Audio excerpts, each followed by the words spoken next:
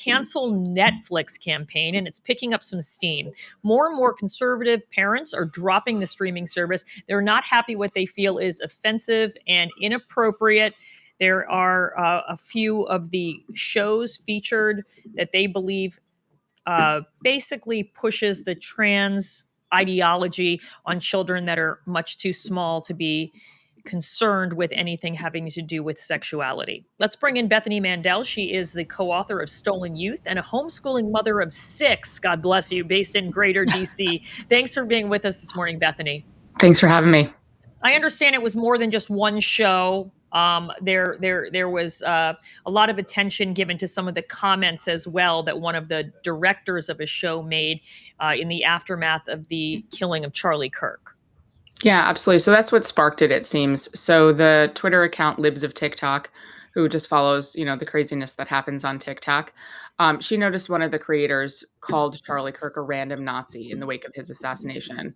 I'm an Orthodox Jew. Charlie Kirk was not a random Nazi.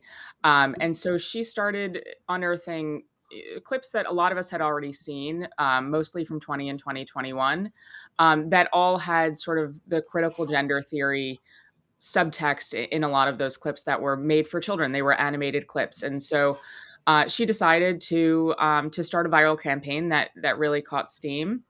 So much so that Elon Musk started, telling his followers in the tens of millions to cancel Netflix. And the stock price took a hit as a result. It looks like it recovered this week, but last week it was down over 5%. Or almost 5%. So Bethany, just explain this to us. So there was the Charlie Kirk, there was outrage over the comments about Charlie Kirk and people were canceling. But then there was also, explain the transgender characters that were offensive. How many and what programs? Yeah, so there was a non-binary bison in one show. There was a on Strawberry Shortcake. There was a cross-dressing boy. There was another show called Camp Cretaceous where 2 girls were kissing. And so, sort of coupled all together, all of these data points, a lot of parents, myself included. I mean, there's also problematic programming that is just purely problematic from a sexual perspective, made for preteens. The Babysitters Club was awful. I would urge parents not to let their kids watch that modern reiteration either. And so parents, a lot of them were unaware that there was a lot of this content that is made for kids on Netflix, and it sparked, the knowledge of the fact that you can't just plop your kids in front of Netflix and assume that everything's going to be okay, the way that we were when we were kids. It's one of these shows I know is a couple of years old and was in fact canceled, right? But Yeah. You're saying there are other shows and other depictions that continue on. If you pull up the Netflix app, the parents might not be aware that that's still there. Yeah, so they're still there. They were mostly made in 2021 and 2021. But the campaign sort of took steam because one of the creators, again, called Charlie Kirk a random Nazi. And so Libs of TikTok started unearthing all of the clips, and taken all together, it's a trouble sign. What is Netflix saying, if anything? Have you heard? Because I was looking around and anything. I've not seen any response from them officially. I haven't seen anything. I mean, they have folks who this is their mission at Netflix. They have a DEI chairperson who is conducting DEI trainings with crew. This is what they want. So for them to make a statement, what are they going to say? So silence does make the most sense for them from a PR perspective. But this is the intention. It's the goal here. Is the person you're talking programming?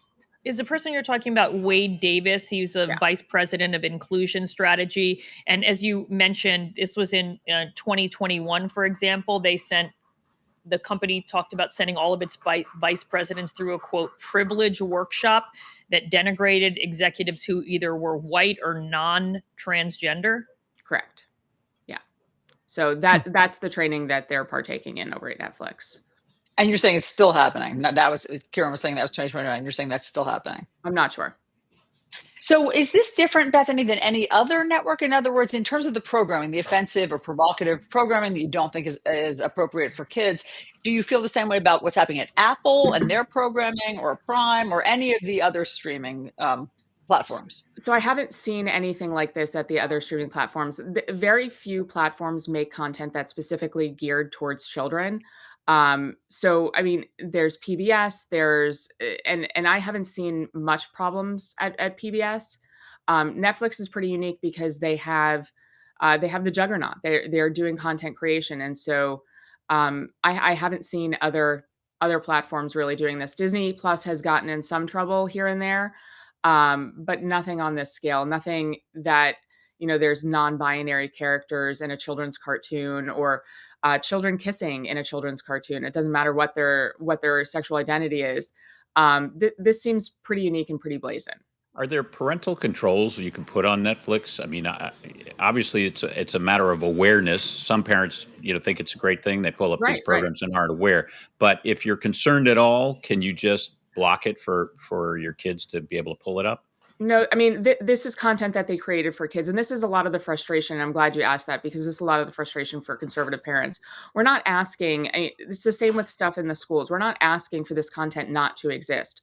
We just like to be given the heads up. And the insidious nature of this, that it is slipped into content that does look innocuous and is made for children, that's the frustrating part, because it feels like they're trying to trick us. They're trying to pull one over on us and indoctrinate our children behind our backs. And that sneakiness is really what is infuriating about it. You say that you're the mother of 6, where you homeschool your kids. What are you hoping to basically impart on your children in terms of conversations that are going to come up at maybe a more age appropriate time? But how are you hoping that your impact of homeschooling and trying to avoid content like this will have on the kids moving down the road? Yeah, I mean, I think that parents should be able to determine when and how they have these conversations without a major media company having it for them, making that decision for them, or schools making it for them.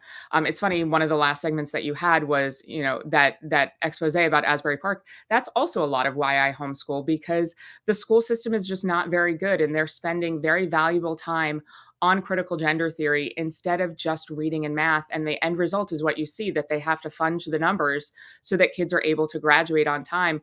All of this has an impact on children's development. And so the reason that I homeschool is because I want to be able to have control, to be able to focus on math, to be able to focus on literature and language, and all of those things that schools used to be focused on, and children's entertainment used to be focused on. I mean, I grew up on Sesame Street, where we had the letter of the day. Sesame Street, thank God, still does have that.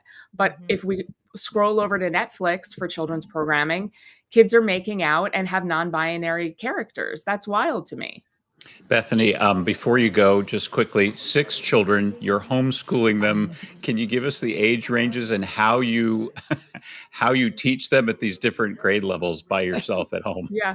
So shout out to my husband, who's with our kids right now. Okay. My oldest is almost 12. Her birthday is in 3 days, and my youngest is 3. But I've taught in a classroom, actually. I had 25 kids. And in a regular classroom, you have a wide range of abilities. I had kids who were reading. I was teaching 5th grade.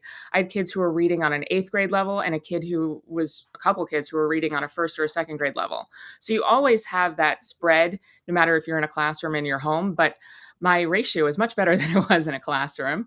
And Goodness. sometimes we group them together for a history or read alouds, and sometimes they work independently. But it's a lot of the same classroom management that I had in a classroom. But again, it's easier because there's only 6 of them, and they are my children, so I can yell at them much more than I could in a classroom. You're not worried about whether they like their teacher, in other words. Yeah. Just Well, more power to you, Bethany Mandel, the Mom Wars Substack and podcast. We appreciate you coming in with your perspective this morning.